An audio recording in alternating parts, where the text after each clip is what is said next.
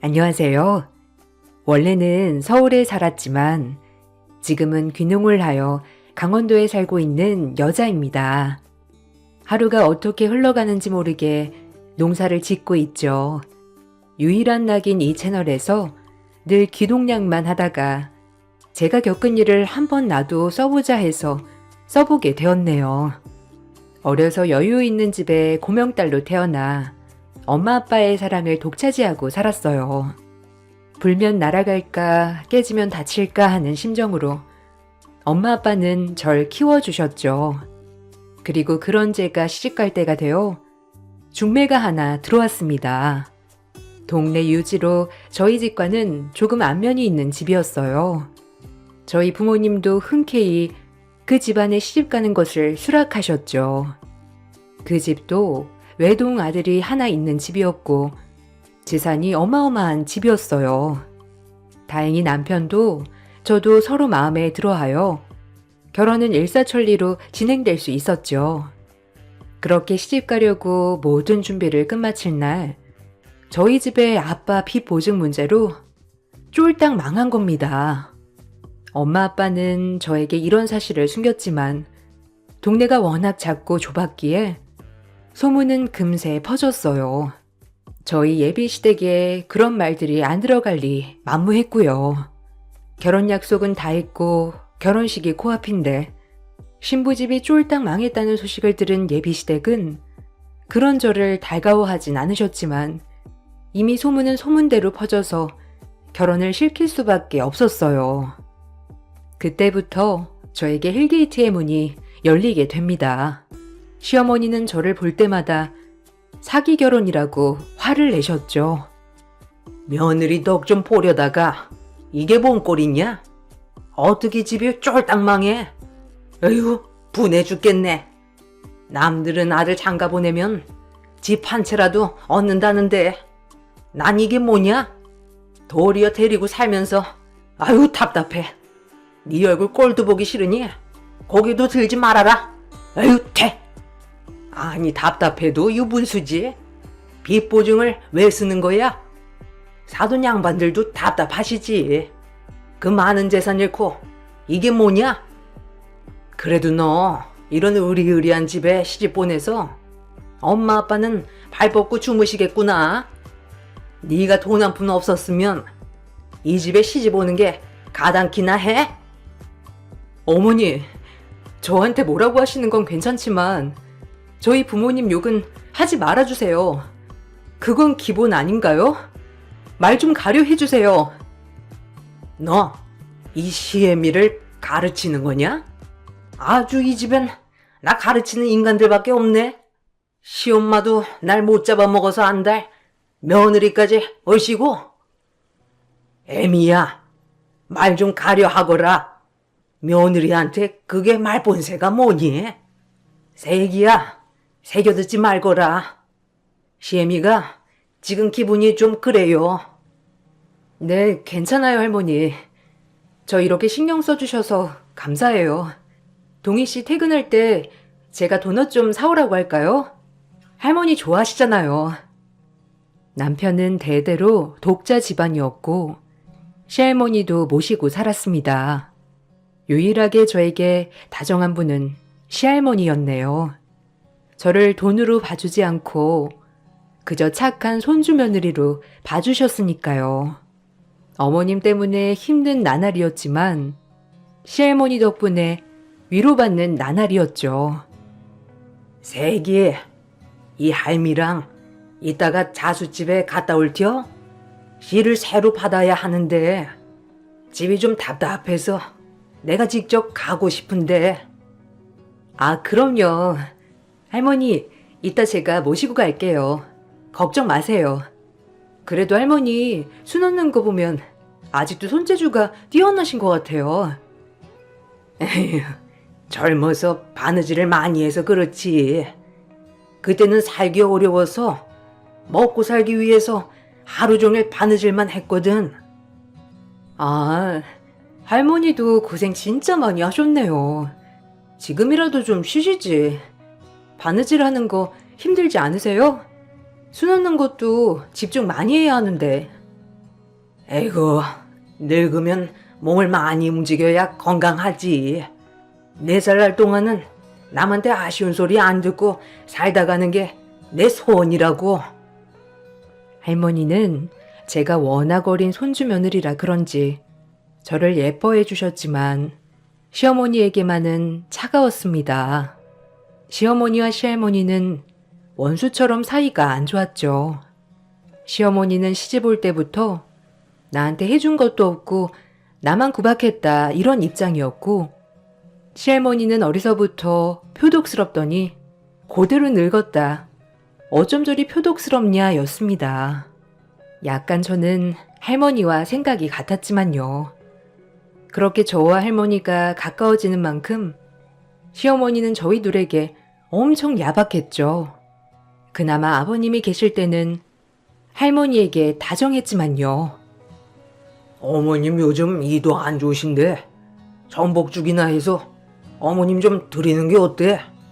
정 못 드시던데 당신 어머님 건강 신경 쓰긴 하는 거야? 아유, 그럼요. 저도 마침 전복죽 하려고 했는데 당신이랑 아주 생각이 딱 맞아 떨어졌네요. 얘 새아가 전복 좀 닦아놔라.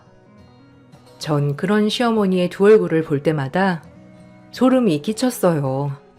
저야 뭐 워낙 마음에 안 들었던 며느리라 아무렇게 대하는 게 일쑤였지만, 시어머니는 할머니에게 시아버지가 계실 때랑 없을 때랑 딴판이었으니까요.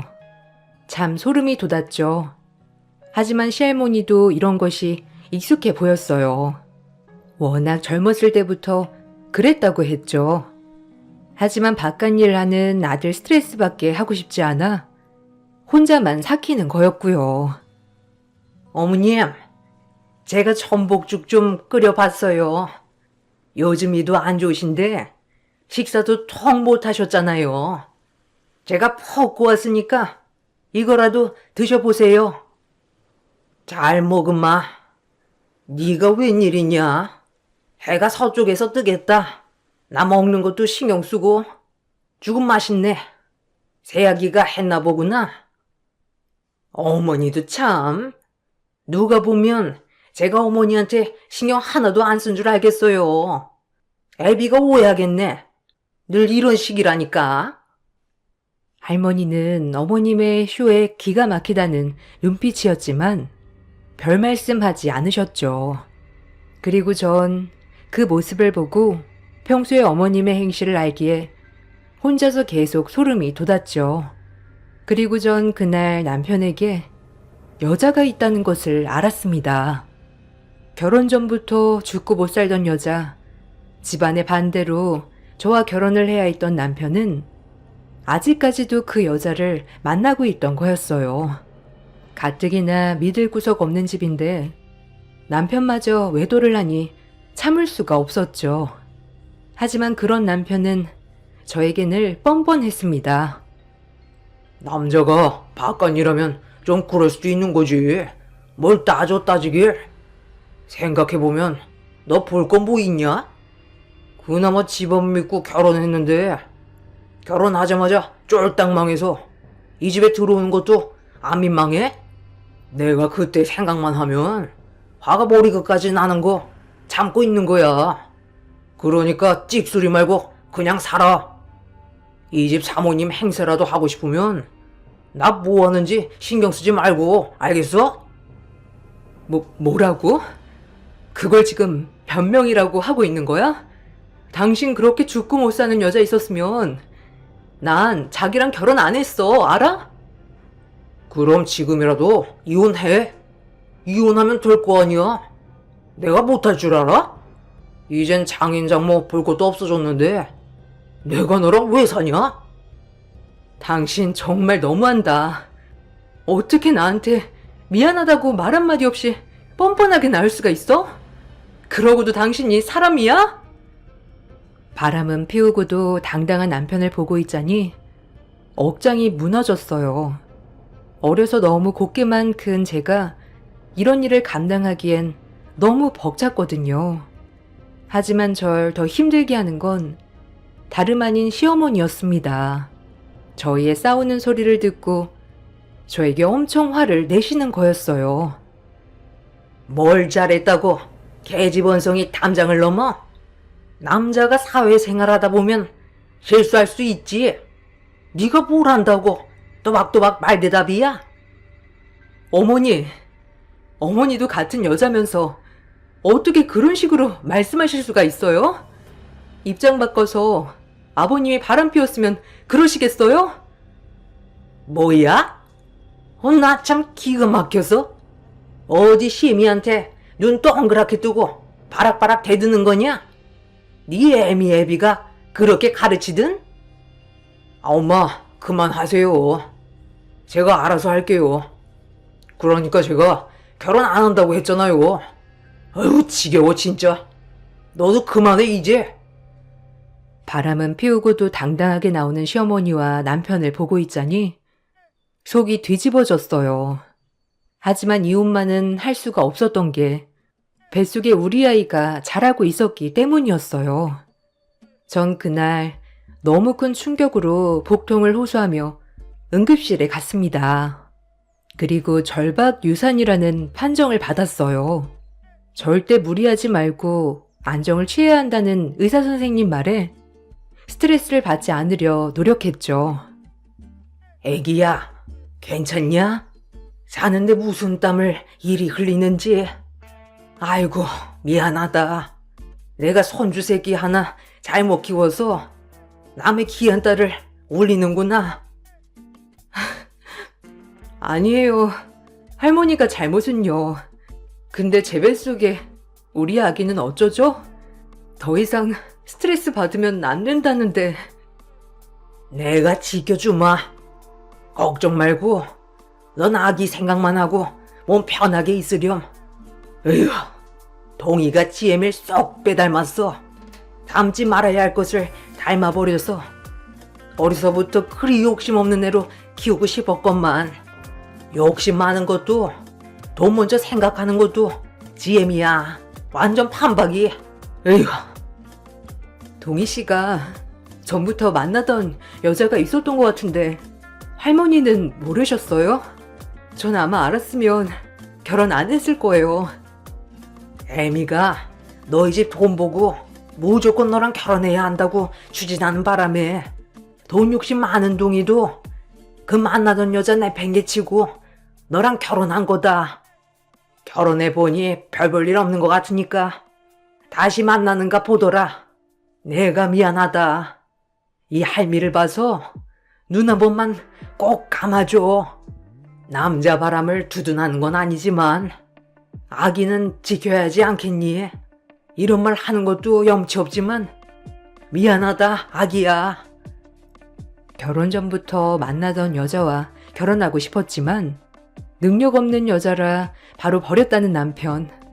그리고 저와 결혼을 했지만 제가 별 볼 일 없어지자 사랑했던 전 여자친구를 찾아갔다는 소리를 들으니 남편이 얼마나 최악의 인간인지 이제서야 실감이 되더군요.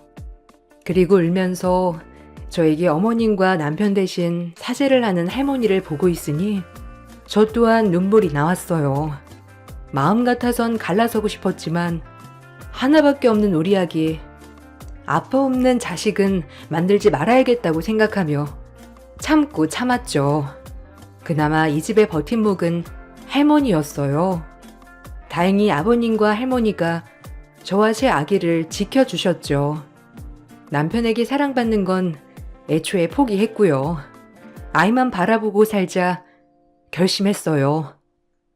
우리 며느리가 아이 하나만 낳으면 내가 건물 하나 줄 거다.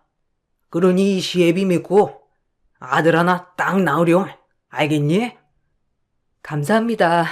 말만으로도 너무 감사해요, 아버님. 그래도 이렇게 태어나기도 전에 예뻐해 주셔서 아이가 복덩이가 될 것 같아요. 야, 너 이왕이면 아들 낳아야 한다. 우리 집 독자 집안인 거 알지? 그거라도 못하면 네가 이 집에 있을 이유가 없잖니. 안 그래? 아, 무슨 말을 그렇게 해? 애 낳는 공장도 아니고 당신 말 조심 좀 해. 내가 처음부터 느꼈는데 새아기한테 말끝마다 야, 너 뭘 보고 배우겠어?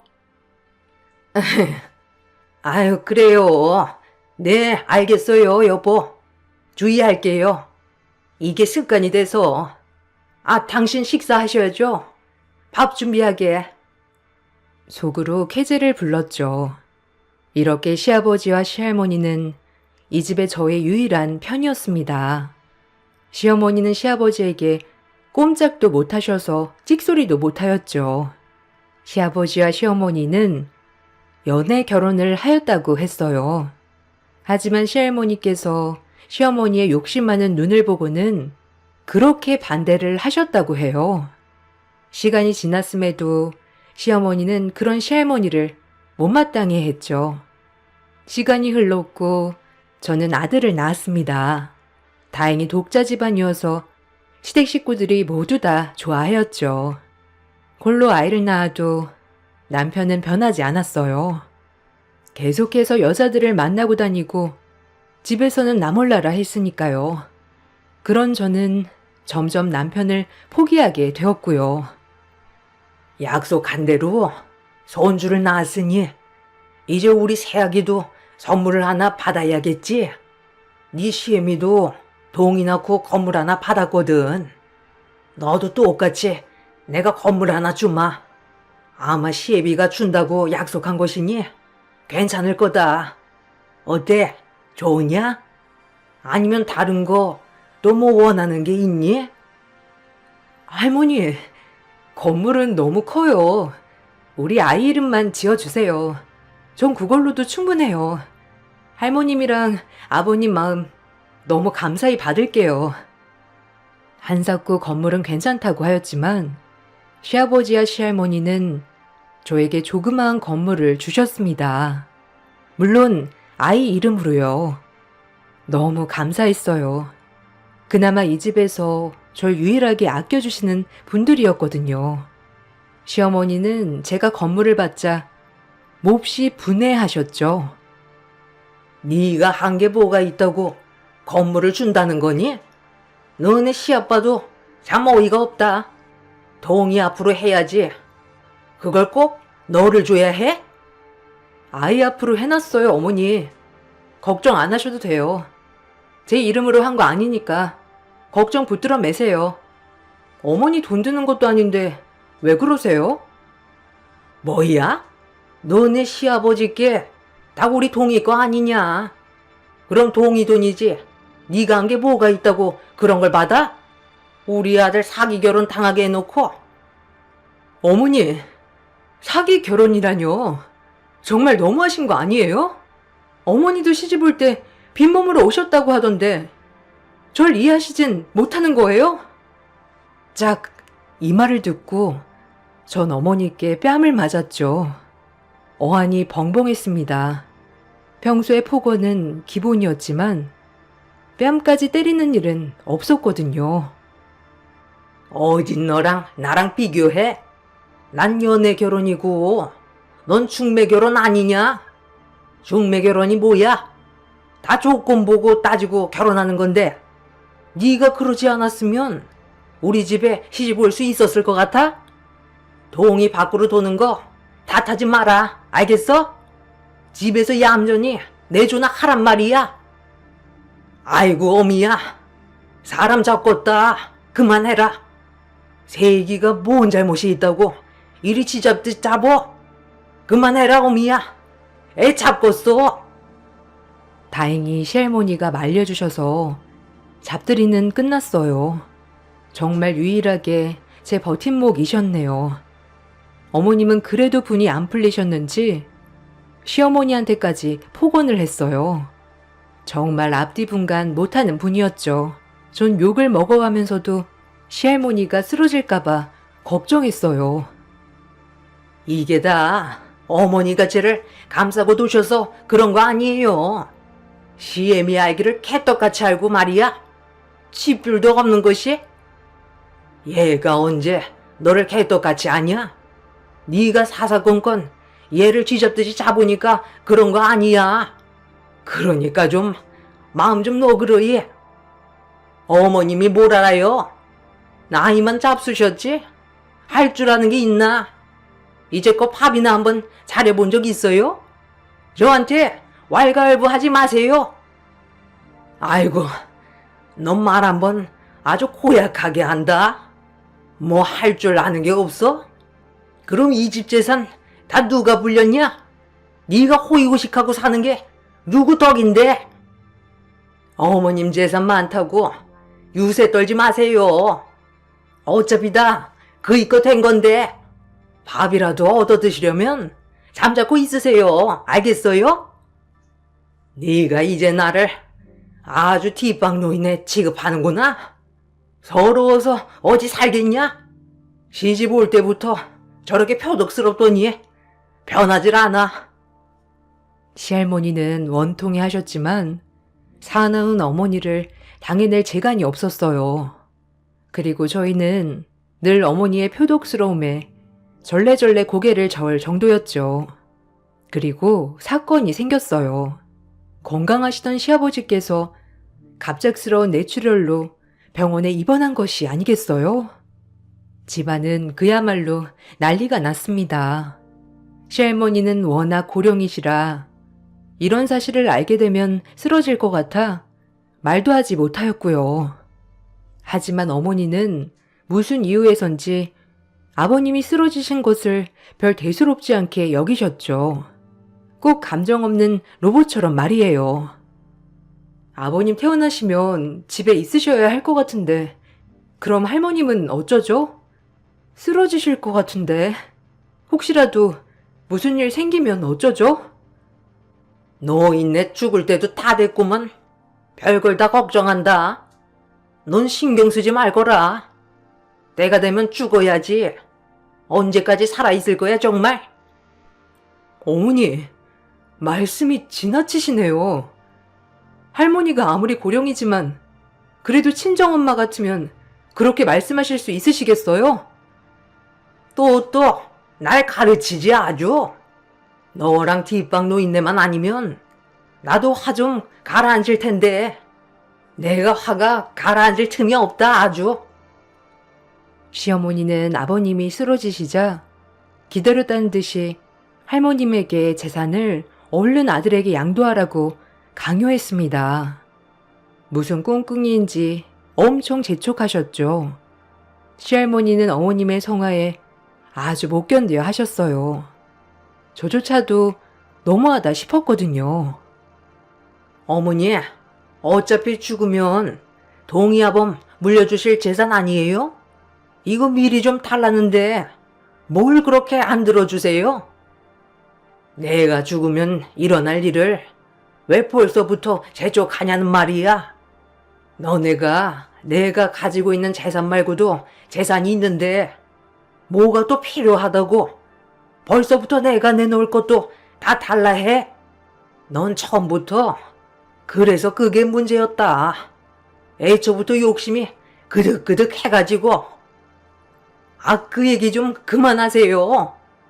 죽으면 짊어지고 갈 것도 아니면서 왜 양도 안 해주시냐고요? 어차피 줘야 할 거 동의 이름이라도 해주세요. 나 죽으면 어련히 줄 거 아니냐. 내가 자식이 여럿 있는 것도 아니고 동의 아범 딱 한 명인데 다 너네 거 아니냐? 아서라 내버려 둬. 요즘 아범도 안 보이고 무슨 일 있는 거냐? 나 모르는 일 있는 거 아니야? 요즘 낌새도 아주 이상해. 얼른 얘기해라. 어머님은 몰라도 되는 일이에요. 그리고 내일 변호사 올 거니까 도장만 찍으시면 돼요. 준비하세요. 아셨어요? 제가 보기에도 이건 아니다 싶었어요. 아버님 쓰러진 틈을 타 할머님이 가지고 있는 재산까지 지금 다 양도하라니요. 하지만 어른들 일에 쉽게 끼어들 수 없어 가만히 보고만 있었죠. 시할머니는 그렇게는 안 된다고 길길이 날뛰었지만 제 남편까지 합세하여 할머니 재산을 노리는 바람에 어쩔 수 없이 도장을 찍는다고 하였어요. 너무 안쓰러웠습니다. 힘없는 할머니가요. 그렇게 할머니는 도장을 찍었고 시어머니가 이런 일을 일부러 노린 건지 그 다음날 시아버지는 병환이 악화되어 돌아가셨어요. 시할머니는 아버님의 병환을 듣고 충격으로 쓰러지셨고요. 갑작스러운 아버님의 부재가 저희에겐 큰 충격으로 다가왔지만 어머니와 남편은 어느 정도 예상을 했는지 차근차근 장례 준비를 하였죠. 그리고 아버님의 장례가 끝이 나고 저희에겐 더 큰 일이 일어나고 있었습니다. 발인을 끝마치고 집으로 돌아오는 길, 시어머니가 저와 시할머니에게 어디 좀 가자고 하더군요. 어머님이랑 너, 나랑 좀 어디 가자. 어머님도 옷 챙겨 입으세요. 저희 갈 데가 있거든요. 추우니까 따뜻이 입으시고요. 어딜 간다는 거냐? 지금 애비 장례 끝나자마자 우리가 어딜 구경 갈 그런 게 아니잖니. 난 좀 쉬고 싶다. 할머님이 연세에 비해 매우 건강하시지만 연세가 99세셨기 때문에 지금은 많이 노쇠해지셨죠. 그리고 할머님은 가고 싶어 하지 않으셨어요. 그에 비해 어머님은 너무나도 빨리 가자고 재촉을 하셔서 저와 할머니는 나갈 채비를 준비해야 했어요. 어디 가시는 건데요? 그럼 우리 영철이는 어떡하고?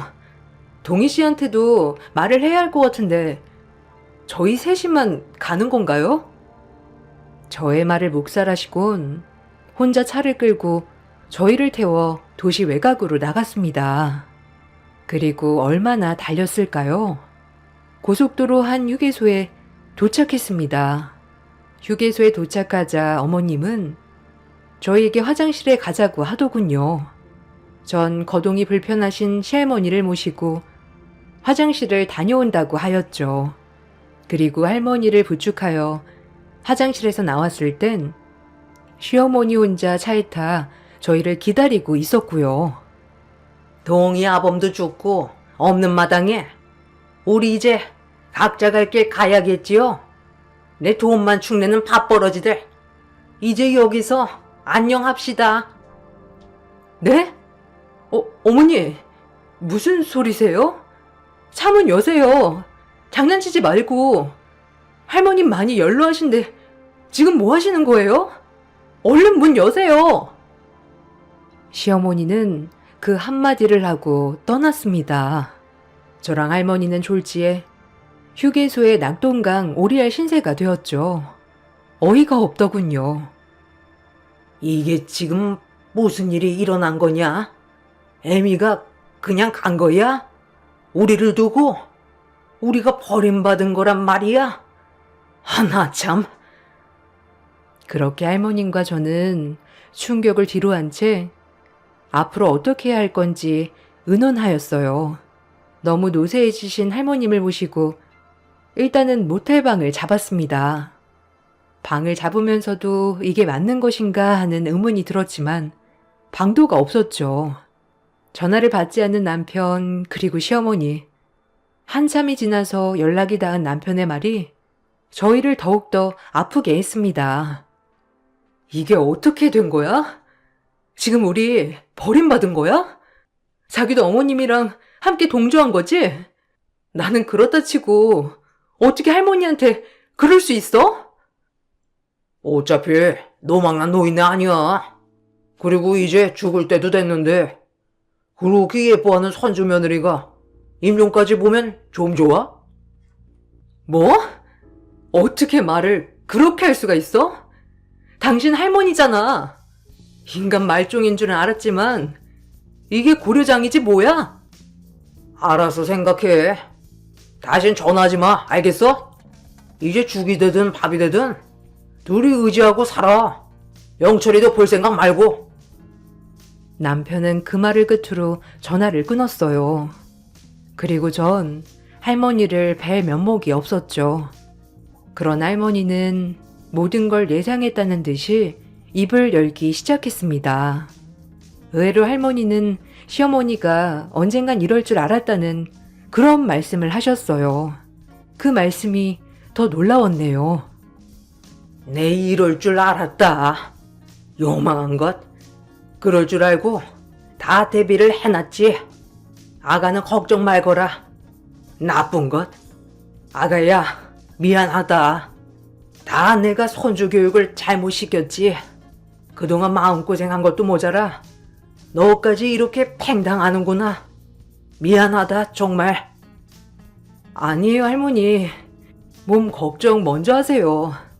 그럼 일단 내일부터는 어떻게 할까요? 전 괜찮지만 할머니는 잘 드시고 잘 쉬셔야 해요. 내일 서울에 가서 김문현 변호사를 만나거라. 그 사람이랑 얘기하면 될 거다. 그럼 다 해결될 거야. 그러니 너무 걱정 마. 변호사요? 이분은 저희 집에 자주 드나드는 변호사님 아니세요? 아, 일단 알겠어요. 내일 꼭 뵙도록 할게요. 그렇게 전 할머니 말씀대로 다음날이 되어 저희 집 변호사님을 찾아갔습니다. 김문현 변호사님은 할머님이 이런 일을 대비하여 많은 준비를 해놨다고 하셨죠. 처음부터 재산 보고 이 집에 시집온 시어머니를 단번에 알아보신 시할머니는 그때부터 절대 시어머니에게 재산이 안 가게끔 철저히 준비를 해놨다고 했어요. 그리고 아버님이 돌아가시기 전에 물려주신 재산들은 인감도장이 아니라 다른 도장이라고 하셨죠. 할머님은 모든 걸 예상해 놓은 거였어요. 아버님 앞으로도 재산 설정을 아직 해놓은 상태가 아니기 때문에 모든 재산은 시어머님이 남편을 낳고 받은 건물 외에는 전부 시할머니 앞으로 되어 있었죠.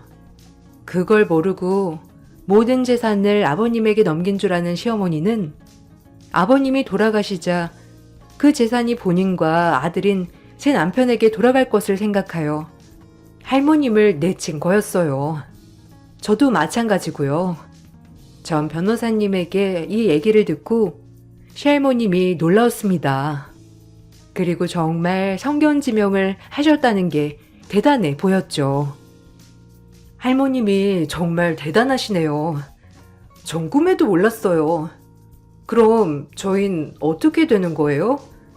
아니 그럼 어머님은 그것도 모르고 지금 신나하시고 있는 거예요? 그래도 변호사님이 할머님 편에 있어주셔서 너무 감사드려요. 정말 막막했는데 다행이에요. 저도 할머니께 학교 다닐 때부터 후원받던 장학생이거든요. 당연히 할머님 옆에 있어드리는 게 맞는 거죠. 제 할머니처럼 모셨고요. 시할머니는 생전 좋은 일을 많이 하셨기 때문에 이렇게 노년에도 복을 받는구나 했어요.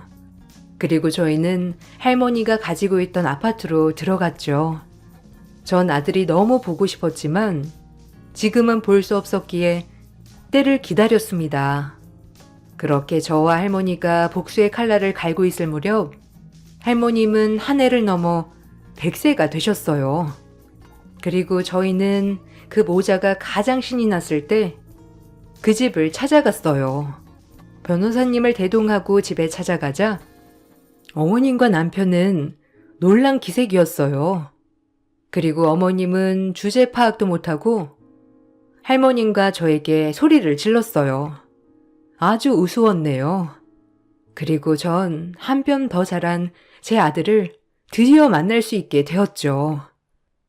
여기가 어디라고 들어와요? 밥벌이도 못한 인간들이 이 정도 대우해줬으면 됐지. 당장 나가요. 그리고 넌 이혼소장 보냈는데 왜 답이 없어? 빈 몸뚱이 뭐 챙겨나갈 거라도 있어서 들렸니? 아주 어머님은 더 쌩쌩해진 것 같아요. 아유 무서워라. 내 인연, 네가 감히 나를 하대해? 내 너를 진작부터 알아보았는데 말로가 이럴 줄은 차마 몰랐다. 너에 대해 대비를 세워두지 않았으면 큰일 날 뻔했지. 너와 계약했던 계약서들 도장 봤니? 다 가짜야. 너 이럴 것 같아서 내가 진작 김 변호사랑 얘기한 거거든. 그러니 너랑 동이도 벌을 받아야겠지? 동이 낳고 준 건물은 그냥 가져라. 그거라도 있어야 이제 둘이 먹고 살지. 내 집에서 당장 나가. 내 아들 집에서. 나쁜 년. 우리 집에 돈 보고 시집와. 여태까지 돈. 내가 너를 처음부터 내쳤어야 했는데. 아니 김변. 어떻게 된 거야? 그때 딱 끝난 거 아니었어? 어머님 말이 사실이야? 지금 둘이 짜고 날 기만한 거야? 할머니, 오해예요. 전 엄마가 하자는 대로 했을 뿐이에요. 저 믿으시죠? 할머님의 하나밖에 없는 장손이잖아요. 남편은 저희의 얘기들을 듣더니 곧바로 태세 전환을 하였죠. 전 웃었습니다. 저렇게 돌변하는 인간이었다니. 닥쳐라 이놈. 손자라 믿었는데 너까지 그럴 줄은 몰랐다. 동이야, 빗줄도 날 버리는데 비도 안 섞인 우리 새아기가 나를 얼마나 살뜰히 챙기던지 내 모든 재산 새아기랑 우리 증손자한테 양도할 거다. 김 변호사, 내 도장 가지고 오지. 그렇게 할머니는 모든 재산을 저와 제 아들에게 양도해 주셨어요.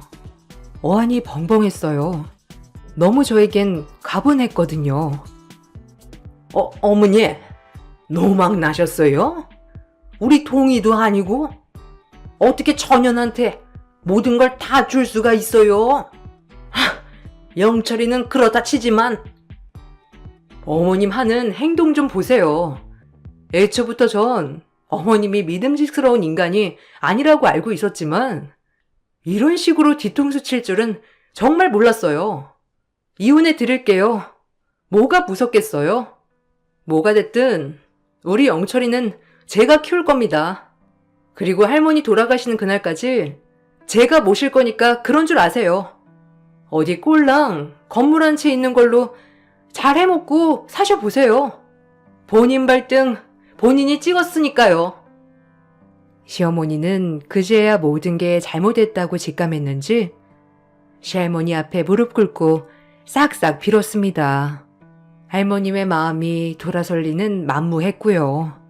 그리고 모든 재산이 이제 저와 제 아들에게 가자 남편도 갑자기 태세 전환을 하며 셋이 같이 잘 살아보자고 말도 안 되는 소리를 하더라고요. 기가 막혔네요. 정말 어쩜 어머님이랑 하나부터 열까지 똑같은지 이해가 가지 않았습니다. 내가 미안해 여보. 우리 셋이 엄마 구속 없이 살자. 앞으로 내가 잘할게. 제발. 그러니까 마음 좀 돌려줘 제발. 너네 엄마가 나랑 할머니 버릴 때 너 뭐라고 했니? 넌 영철이 아빠 될 자격도 없는 인간이야. 어디 그년이랑 잘 먹고 잘 살아봐. 그리고 어머니, 아들이 보고 뭘 배웠겠어요? 할머니 고르장이나 하는데 아들이라고 어머님 늙으면 가만히 있을까요? 어디 한번 둘이 잘 지내보셔요. 그럼 전 이만 갑니다. 이제 변호사 통해서 저 할머니한테 말씀하셨으면 좋겠네요. 이 말만을 남기고 전 아들을 데리고 할머니와 같이 차를 탔죠.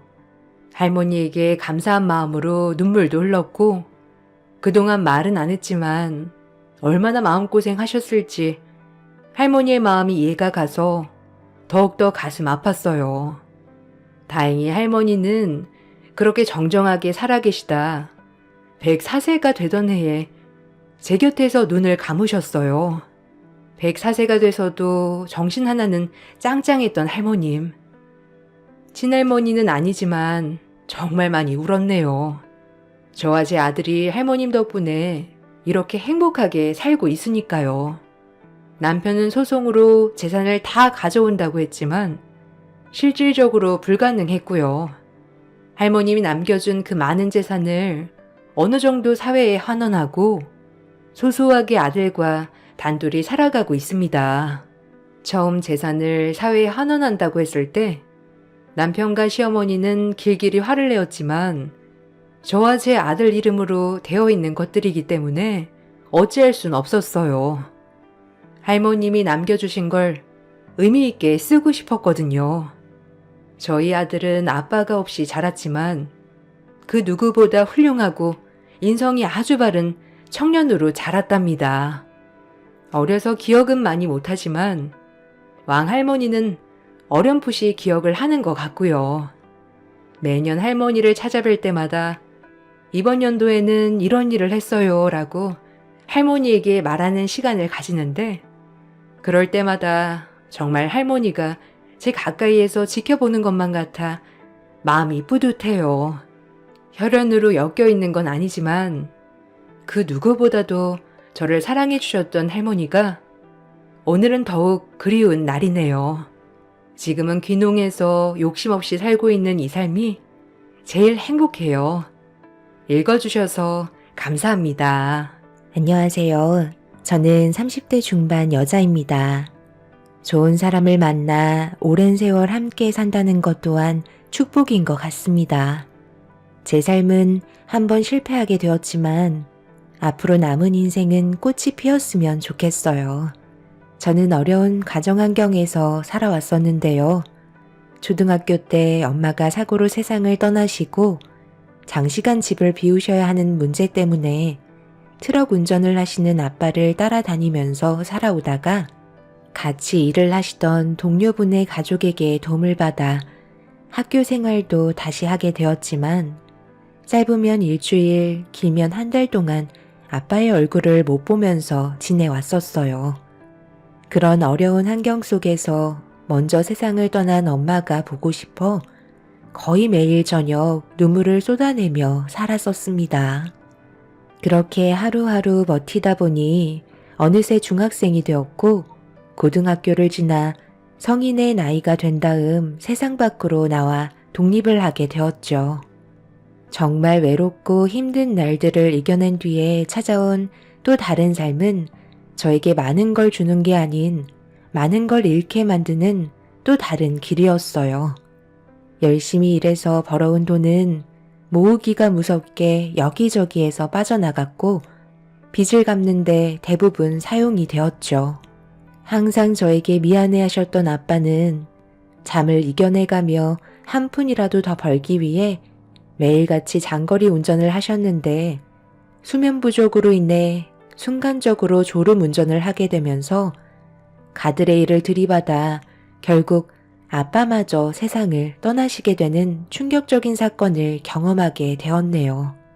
아빠와 단둘이 개인적으로 시간을 보낸 적은 기억도 나지 않을 만큼 함께한 날들이 너무 적었더라고요. 좋았던 추억이라고 해봐야 아빠가 트럭 운전하시는 모습을 옆에서 지켜보던 기억밖에는 없었죠.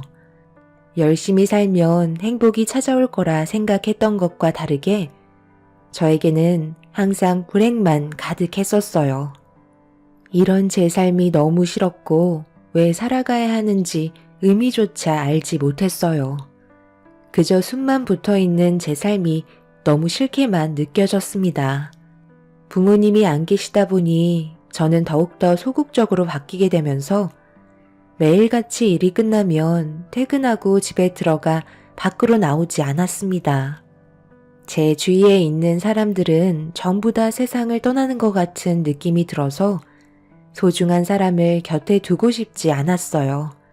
그렇게 살아오다 보니 어느새 30대가 되어버렸고 제 삶을 받아들이며 살아가게 되었죠.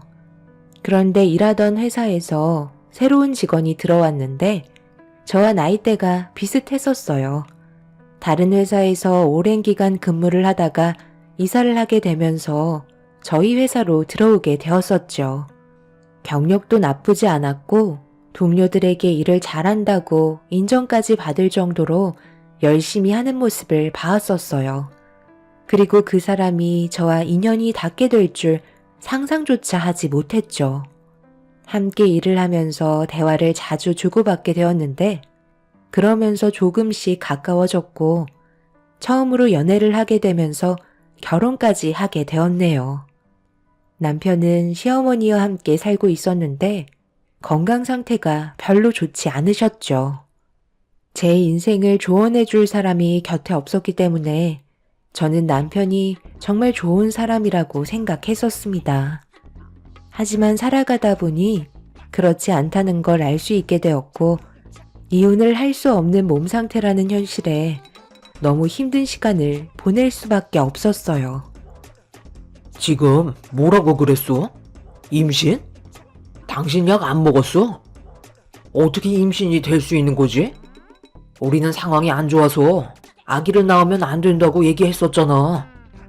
우리 엄마 하나 간병하는 것도 얼마나 힘든데 임신까지 하게 되면 앞으로 돈 나갈 때가 훨씬 많아지잖아. 당신이 나랑 결혼하고 회사를 그만두면서 수익이 줄었는데 입 하나 더 딸리면 얼마나 신경 쓰이는 줄 알아? 나 혼자서 임신이 된 것도 아닌데 왜 내 탓을 하는 거야? 그리고 회사는 어머님 간병 때문에 하도 사정을 해서 어쩔 수 없이 그만두게 된 거잖아. 나도 이런 불안정한 가정 환경 속에 임신을 하게 된 게 좋은 줄 알아? 어쩔 수 없는 상황이니까 받아들일 수밖에 없잖아.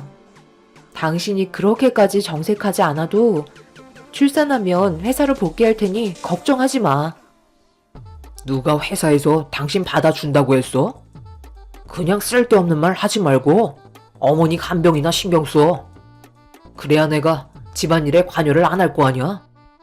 요즘 보면 어머니 안색도 많이 안 좋으신데 조금이라도 불편한 거 있으시면 신경 좀 써드리고. 내가 당신이랑 결혼한 이유가 어머님 간병이나 보려고 당신 택한 줄 알아? 임신한 나한테 어떻게 그런 말을 할 수가 있어? 내가 지금 얼마나 힘든지 당신은 알아? 병원에서도 오래 버티지 못하실 것 같다고 해서 별로 도움이 되지도 않는 약만 드리다 보니 매일 고통받고 계신데 당신은 어머님이 걱정도 안 되는지 술이나 퍼먹고 들어오고. 집안의 가장으로서 참 잘하는 짓이다.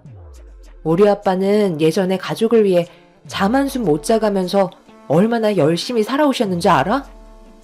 그렇게 미련하게 행동하시니까 결국 세상을 떠나신 거지. 나처럼 회사에서 쌓인 스트레스 술로 풀고 즐기면서 살아야 삶의 질이 높아지는 거야. 내가 평생 죽어라 일만 하고 집에 들어와서 엄마 간병하면서 살아가려고 태어난 줄 알아? 그럼 나는 뭐 이런 삶이 좋아서 결혼을 했겠어? 이럴 거면 나한테 왜 잘해준 거야? 나 혼자 사는 게 훨씬 행복했었다고. 뭐 어쩌겠어. 이게 당신 인생인데. 그렇다고 뱃속에 있는 아이 지울 건 아니잖아. 어차피 낳아서 키울 거면 그냥 현실을 받아들이고 살아. 그래야 마음이 편한 거야. 스트레스 받는 게 태아에게 얼마나 많은 영향을 끼치는지 알고 있지? 그만들 좀 해라. 어떻게 된 게 얼굴만 봤다 하면 서로 못 잡아먹어서 안달이야. 내가 이 꼴 보려고 너희 결혼 허락한 줄 알아? 하루가 멀다 하고 남편과 싸우는 일은 점점 더 많아지고 있었어요. 이런 삶이 매일 지속되다 보니 저도 점점 지치게 되면서 남편과 그만하고 싶은 마음을 지울 수가 없었죠. 제가 어쩔 수 없이 결혼 생활을 이어가는 건 뱃속에 아이도 있지만 한 번 만든 인연 쉽게 끊어낼 수 없다고 시모와 함께했던 소중한 순간들이 제 발목을 잡고 있었습니다. 남편과 함께하는 시간보다 시모와 함께 지내는 시간이 훨씬 길었기 때문에 그만큼 정도 많이 들었던 것 같아요. 더군다나 췌장암으로 힘들어하셔서 제 마음이 더 안 좋게 다가오고 있었죠. 하필 시어머니는 제 어렸을 적 저희 엄마와 느껴지는 분위기가 너무 비슷했었어요. 그래서 더 마음이 쓰였고 몸 상태가 좋아지시길 간절히 바랐었습니다. 하지만 시간이 지날수록 시모는 버티기 힘들어 하셨고 저 혼자 남겨질 걸 생각하니 마음이 아프셨는지 쉽게 눈을 감지 못하셨어요.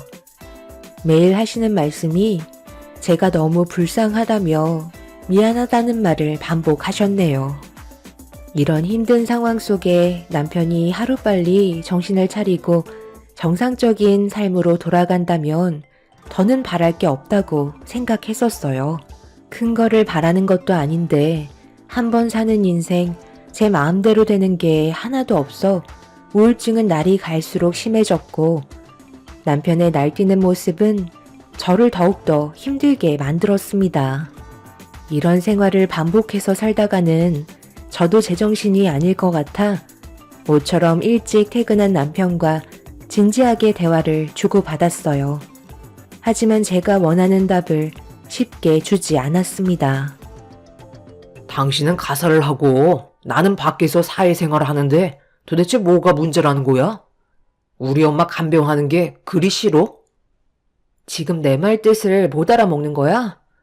당신이 회사에서 힘들게 일하는 거 내가 모르는 거 아니잖아.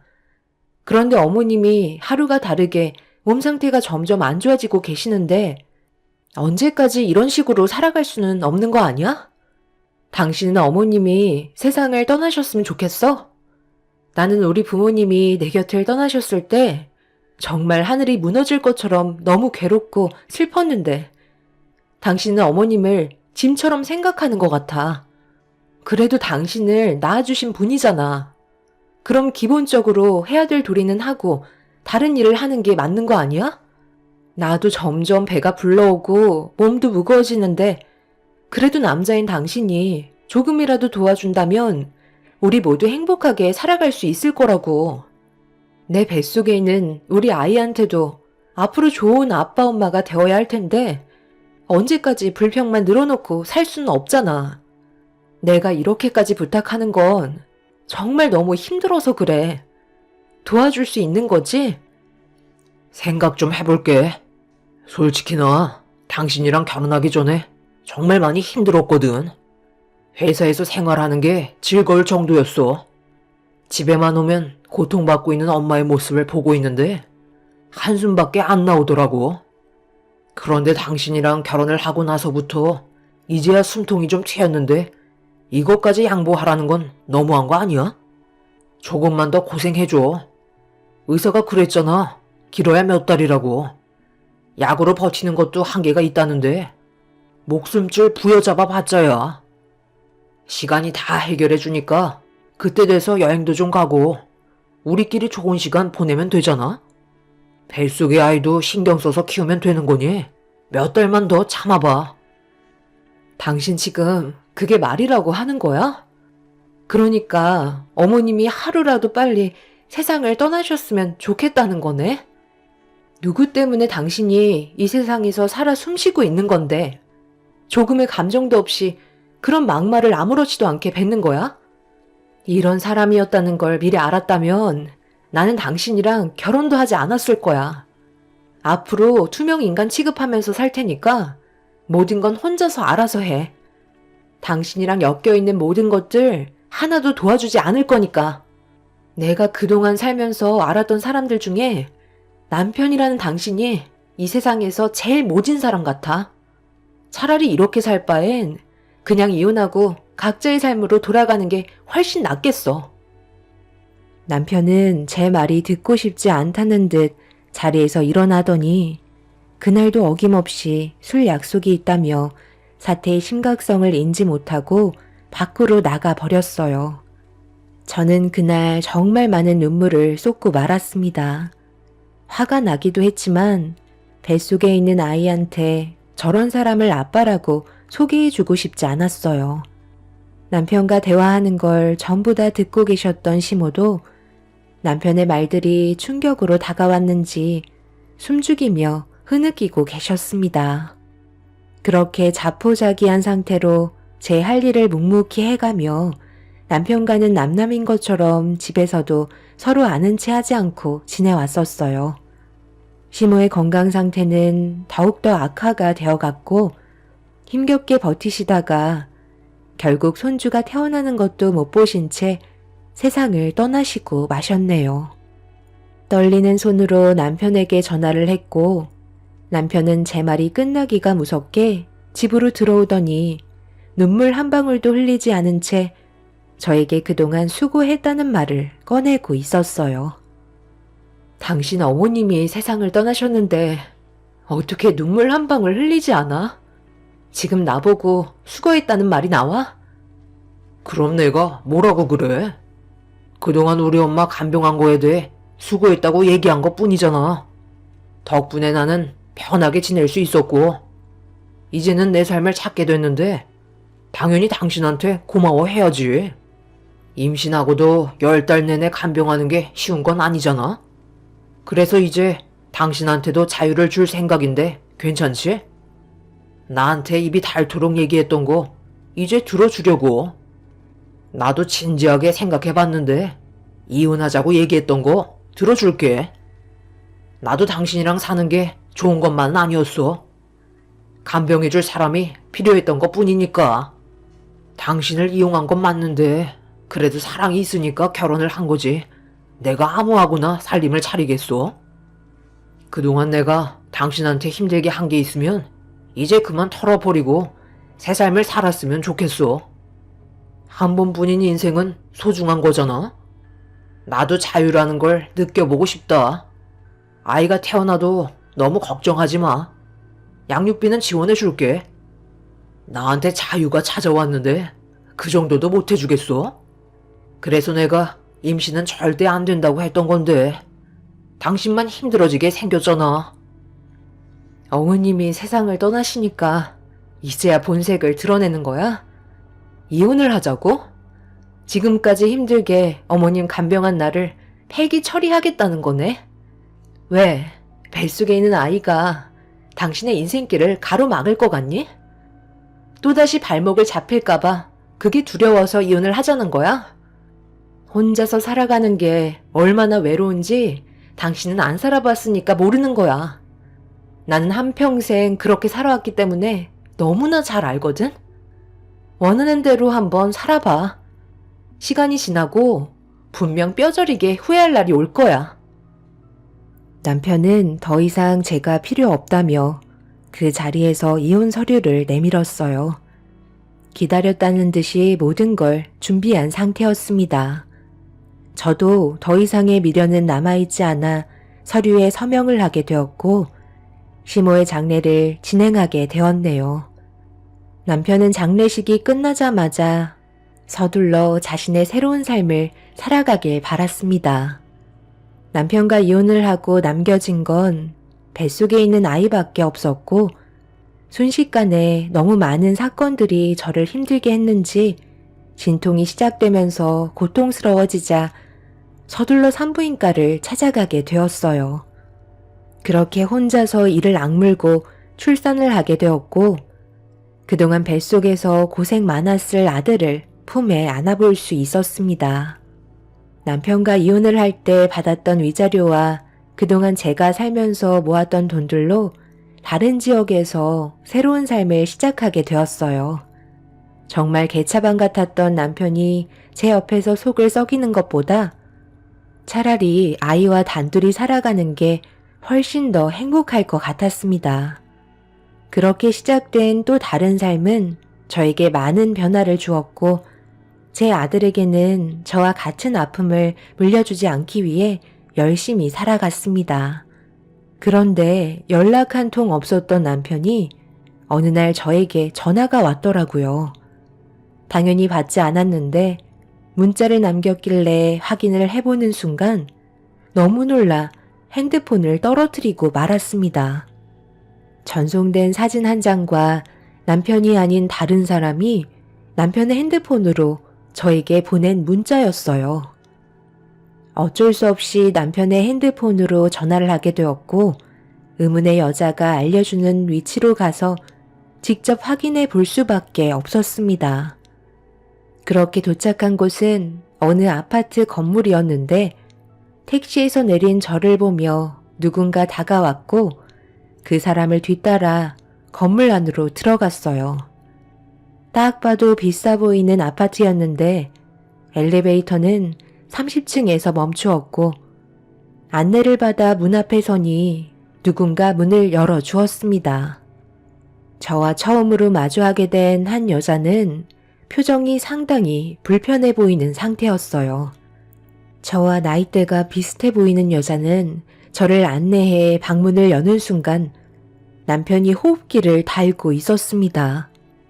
핸드폰에 전송되어 있던 사진과 똑같은 모습을 보고 있는데 제 옆에 있던 여자가 눈물을 흘리면서 갑자기 저에게 무릎을 꿇으며 부탁을 하기 시작했어요.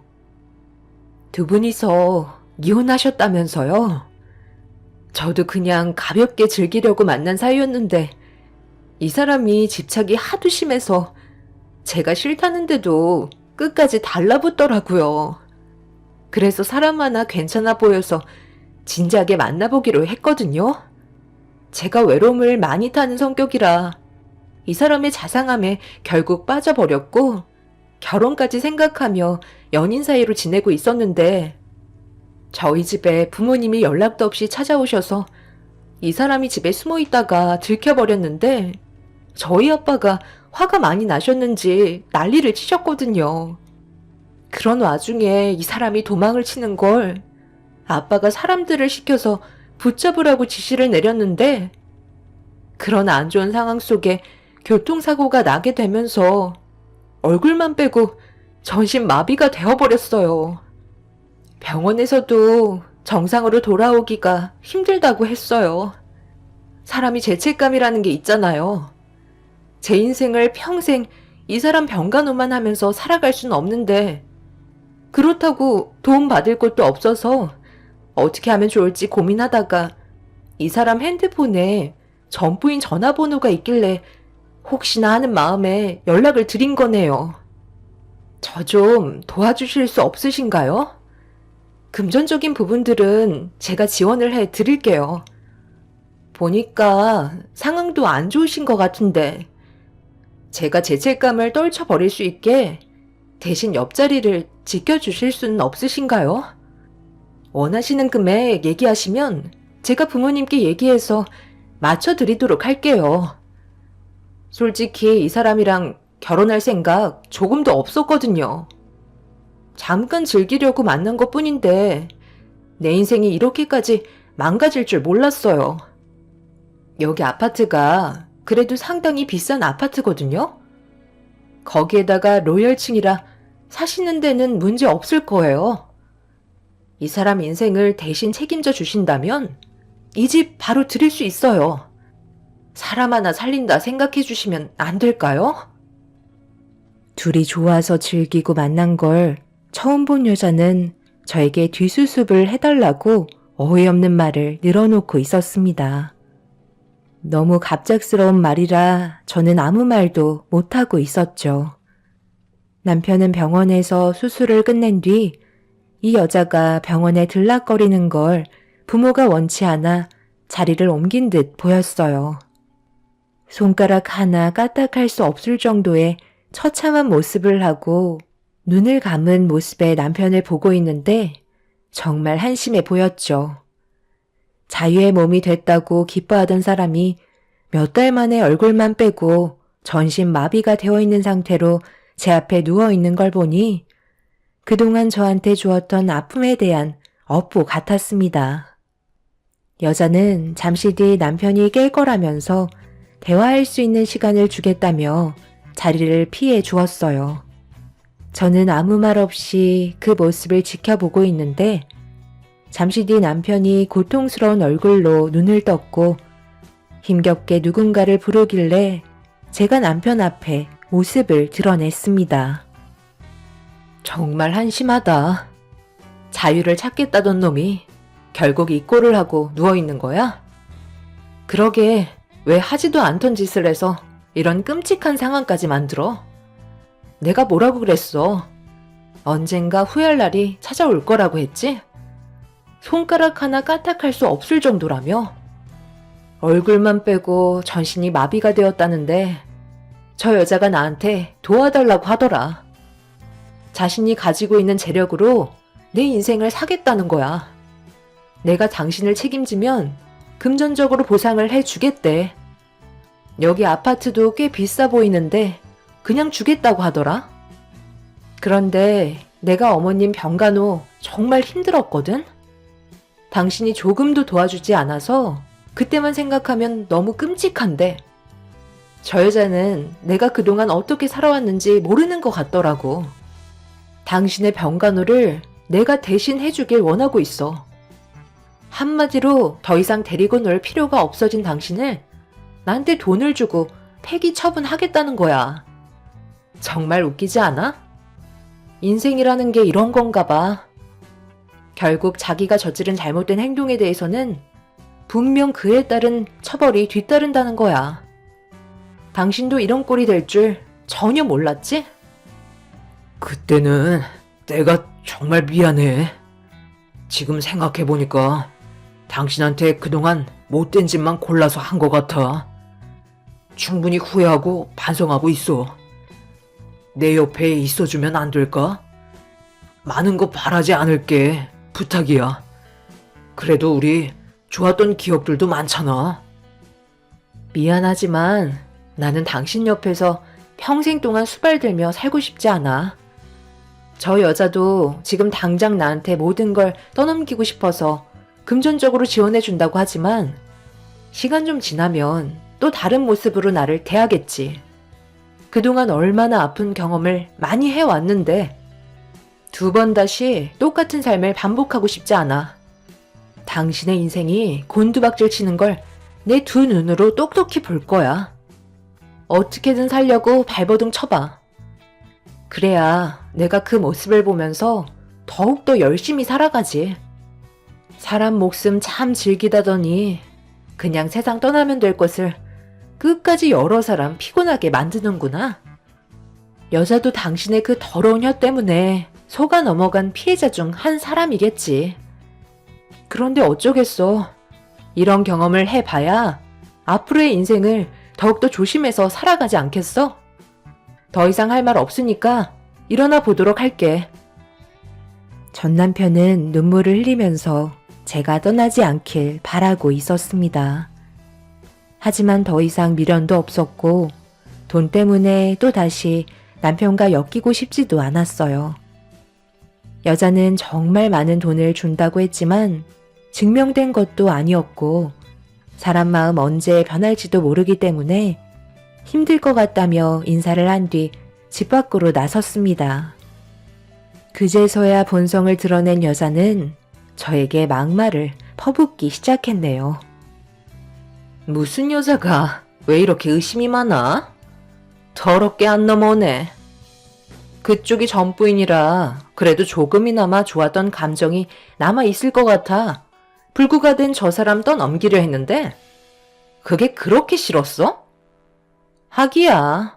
저 인간이 뭐가 그렇게 중요하다고 내가 많은 돈을 지어주겠어? 지나가다가 마주치지 않았으면 좋겠네요. 다시 한번 얼굴 마주하게 되면 그땐 나도 그쪽을 어떻게 할지 장담할 수 없거든요. 보는 눈만 없었어도 저 옆에 똑같이 누워있게 만들 수도 있다고. 세상이 그쪽이 원하는 대로 마음처럼 되는 줄 아세요? 돈이면 다 되는 줄 아는 당신이 잘못된 거죠. 원래 부유하게 자란 사람들은 전부 다 돈으로 해결하려 하나요? 어떻게 할지 모른다고요? 한번 해보세요. 그런다고 내가 눈 하나 깜빡할 줄 알아요? 여자는 화가 머리끝까지 올라왔는지 가만두지 않겠다며 난리를 쳤지만 갑자기 들어온 여자의 부모님을 보고 화들짝 놀라면서 더 이상 아무 말도 하지 못했습니다. 저를 뚫어지게 쳐다보신 두 분은 아무 말도 하지 않으셨고 저는 급하게 아파트에서 빠져나와 집으로 돌아왔네요. 하마터면 제 인생까지 말아먹을 수 있었던 순간이라 온몸이 떨려왔어요. 분명 남편은 오래가지 못해 세상을 떠날지도 모르겠네요. 돈 많은 사람들이야 그런 거 하나쯤은 아무것도 아니겠죠.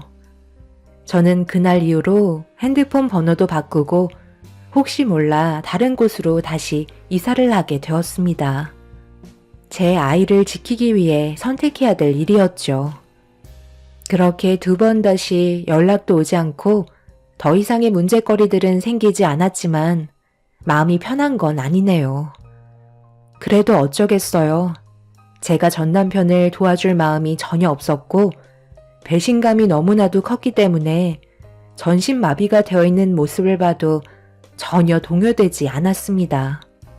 그 사람이 살아있는 동안 저와 돌아가신 시모에게 했던 행동들에 대해 충분히 뉘우치며 뼈저리게 후회했으면 좋겠어요.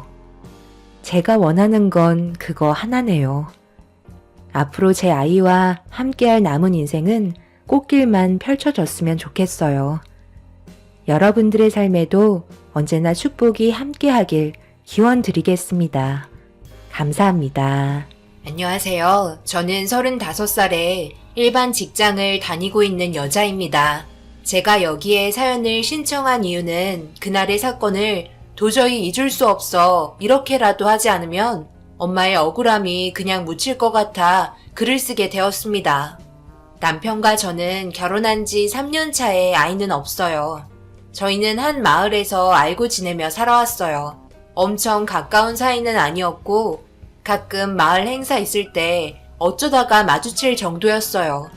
그런데 어르신들 음식 드실 수 있게 서빙을 해드리고 있는데 일손이 좀 모자라 땀 흘리고 있을 때 저를 보며 웃으면서 다가와 도와주었고 그때 처음으로 몇 마디 주고받으면서 한가할 때쯤 한쪽에서 같이 막걸리에 음식 먹으며 농담도 하면서 친해지게 되었어요.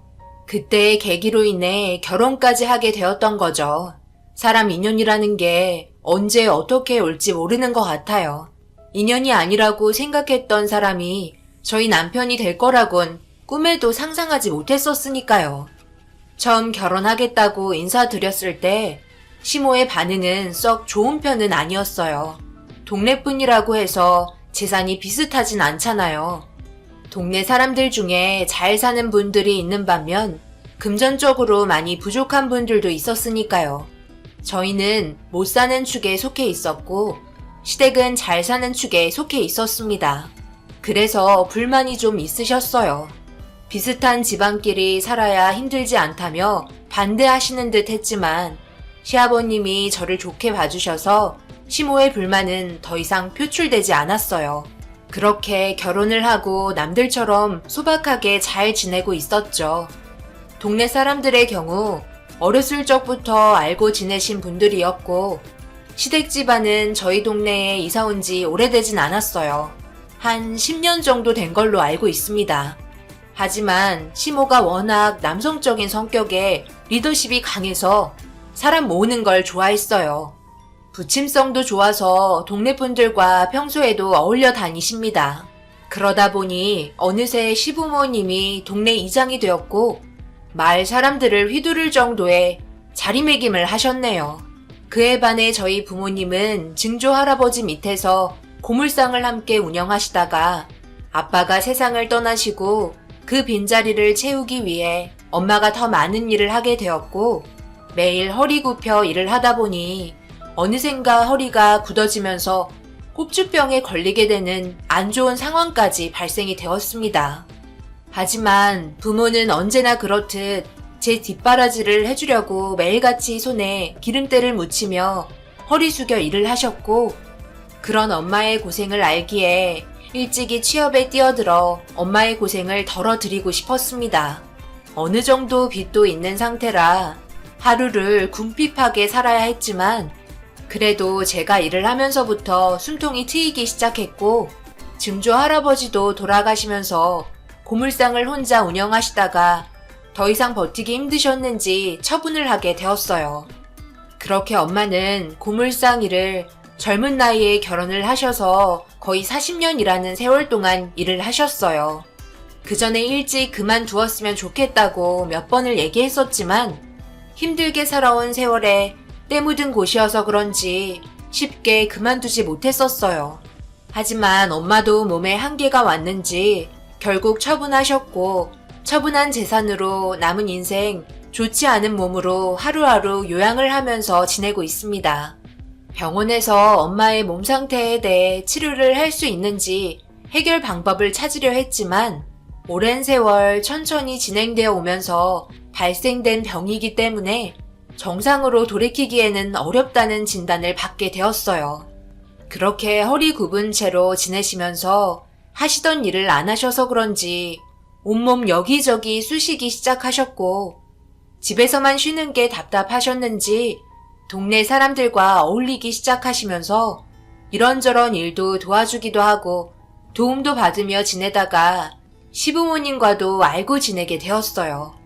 저보다 먼저 어느 정도 알고 있었고 그때는 그냥저냥 인사 정도 하는 사이였지만 저와 남편이 결혼한다고 했을 때 시모는 불만을 내비쳤지만 아버님께서 다 큰 자식들의 선택에 너무 개입하지 말라며 서로 행복하게 살기만 바래주라고 격려해 주시면서 아버님이 뒤에서 밀어준 덕분에 저희는 결혼을 하게 되었던 거예요. 이런 상황 속에 평소 내색은 안 하지만 둘이 있을 때 시모의 인성이 나왔고 말 한마디 한마디가 제 뼈를 때릴 정도로 가슴 아팠습니다. 결혼을 했다고 해서 너희도 동네 행사에 참석 안 하면 안 되는 거 잘 알고 있을 텐데 저번 주에 어버이날 기념 공연했었을 때 음식 준비랑 선물 포장 때문에 봉사 온 사람들도 있었는데 너희들은 왜 안 온 거야? 노래 자랑하는데 매년 참석한 우리 아들이 그날 없어서 얼마나 서운하셨는지 알아? 전화도 안 받고 무슨 상황이 있어서 그랬을 거라 생각하고 이해하려 했지만 도저히 너 행동이 나는 못마땅하구나. 내가 전화했는데 안 받으면 전화기에 부재중이 있었을 텐데 왜 안 한 거지? 나 무시하는 거야? 행사 전주에 설명드렸잖아요. 저희 어머니 수술 받으셔야 해서 그날은 참석을 못한다고요. 남편이 옆에서 필요한 일들 도와주면서 정신이 없다 보니 전화를 못 드렸어요. 그래도 남편이 따로 전화 드렸잖아요. 그리고 어제 이 문제 때문에 겸사겸사 어머님한테 전화했는데 안 받으셔서 아버님께 전화 드렸어요. 어머님께 한 10통은 전화 드린 것 같았는데 모르셨어요? 거짓말하고 있네. 내가 너한테 전화 오나 안 오나 핸드폰만 뚫어지게 쳐다보고 있었는데 어디서 거짓말이야? 거짓말이라뇨. 남편이 옆에 있을 때 같이 전화 드리려고 했었는걸요? 아버님한테도 물어보세요. 다음에는 꼭 참석할게요.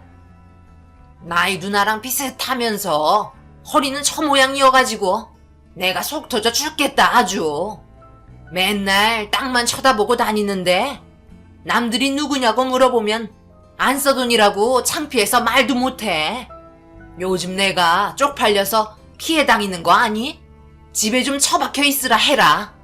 수술 끝난 지 얼마나 됐다고 기어 나와서는 돌아다니고 있어? 그래서 좋아진다는 결과가 나오긴 한 거야? 수술 결과를 알려줘야 할 거 아냐? 일단 수술 결과는 좋게 해결됐어요. 꾸준하게 재활치료 받는 게 일단 중요하다고 하더라고요. 하지만 정상인처럼 될 순 없대요. 통증은 예전보다 가라앉을 거라고 하는데 경과는 지켜봐야 할 것 같아요.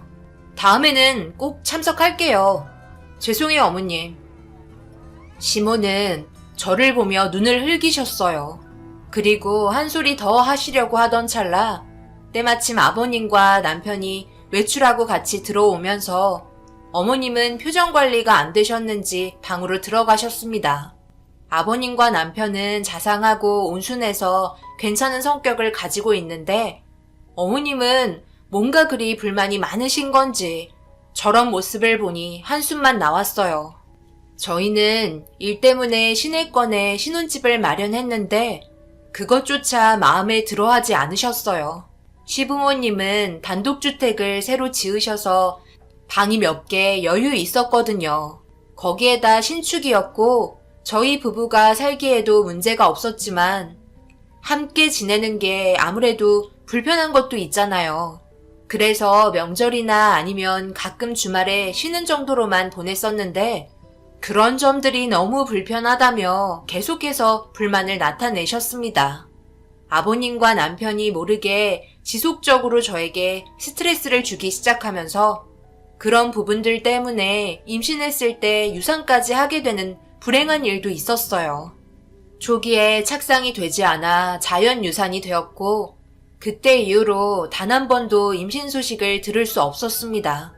산부인과에서는 스트레스가 주 요인이라며 최대한 안정을 취하길 권했지만 살면서 회사 일도 힘든데 시어머니의 불만까지 받아주려니 점점 지치게 되더라고요. 남편에게도 그동안 겪었던 문제들에 대해 얘기를 하게 되면 한동안 조용하셨다가 기회를 봐서 더 심하게 화를 내니 차라리 말을 안 하는 게 더 좋을 것 같다고 판단을 하게 되었어요. 그렇게 어쩔 수 없이 어머님 비위 맞추며 큰소리 듣지 않으려 노력하며 살아오다 보니 서로 어느 정도 성격도 알게 되었고 감정 상하지 않을 만큼 서로 조심하며 지내고 있는데 시어머니의 인성을 보게 되었고 엄마를 급하게 병원으로 데려가야만 했습니다. 주말에 회관에서 돼지고기 파티가 열렸는데 벌써 술을 많이 드신 상태였어요. 남편이 회사에 급한 볼일이 있어서 2시간쯤 늦은 상황이었고 주차를 하고 회관 마당에서 노인분들이 저희를 반겨주길래 인사를 하며 걸음을 재촉하고 있는데 멀리에서 엄마가 시모와 함께 걸어 내려오고 있더라고요. 시모의 성격상 절대 그럴 뿐이 아닌데 걷기 힘든 엄마를 부축해서 천천히 내려오고 계셨습니다. 주민분들은 시모가 저희 엄마를 정말 잘 챙겨준다며 시모의 인성을 좋게 보고 있었고 저는 급하게 엄마한테 달려가 제가 대신 부축해 드리려 하는데 그 짧은 순간 제 두 눈으로 충격적인 장면을 보고 말았고 엄청난 사고가 일어나게 되었어요. 내려오면서 시모가 저희 엄마의 발을 걸면서 손으로 등을 밀었고 땅만 보며 쳐다보고 내려오던 엄마는 그대로 얼굴을 땅바닥에 꽂히고 말았습니다. 제가 비명을 지르자 시모는 놀라운 표정을 하며 급하게 저희 엄마를 일으켜 세웠어요. 괜찮냐며 남편을 빨리 오라고 손짓하기 시작했고 엄마는 고통스러운지 얼굴을 부여잡고 계셨습니다. 앞에 턱이 있었는데 그걸 못 보셨나 보다. 빨리 병원에 데려가 봐야 되겠다. 코에서 피가 멈추지 않고 있네. 이를 어쩌면 좋냐? 무슨 소리를 하는 거예요? 제가 두 눈으로 똑바로 보고 있었는데요. 어머님이 저희 엄마 발을 걸면서 등을 밀었잖아요. 제가 두 눈으로 분명히 봤다고요. 어디서 거짓말을 하고 있어요? 엄마, 뭐라고 말 좀 해봐. 시어머니가 지금 엄마 발 걸었잖아. 뭐라는 거야? 내가 왜 쓸데없이 안 쓰던 발을 걸어 넘어뜨리겠니? 얘 봐라. 생사람 잡고 있네. 내가 그럴 사람으로 보이는 거야? 그동안 나를 그렇게 보고 있었어? 하늘에 맹세코 나는 그런 몹쓸 행동을 한 적이 없다. 회관이 바로 앞인